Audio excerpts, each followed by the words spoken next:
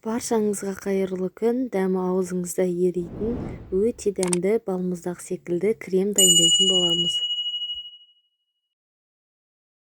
Кремімізді дайындау үшін ең алдымен бізге салқын 33%-дан жоғары кілегей қажет.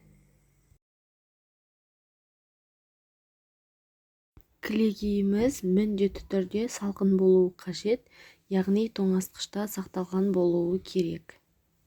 Егер жылы немесе үй температурасында болса, онда қоюланбай қалуы мүмкін. Кілегейді өз формасын ұстағанша миксерлейміз. Ең алғашында жай жылдамдықпен бастап, одан кейін минут өткен сайын жылдамдықты арттыра береміз.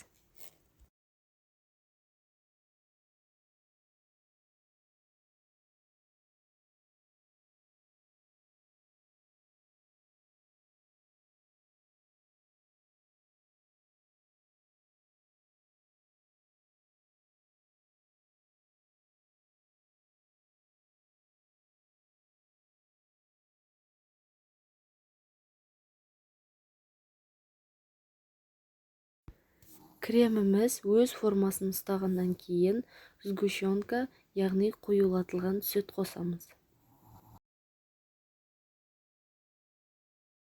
Сгущенка барынша қою болғаны жақсы, мен 8,5%-ын қолдандым. Біздің креміміз дайын болып қалды.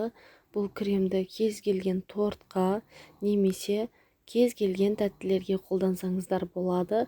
Мен көбіне трубочки, яғни қатпарлы түтікшелерге қолданамын. Дәмі өте керемет, балмұздақ секілді болады. Дәл осы кремді сіздерге де жасап көруге кеңес беремін. Каналға тіркеліп, лайк басып, пікір қалдыруды ұмытпаңыздар.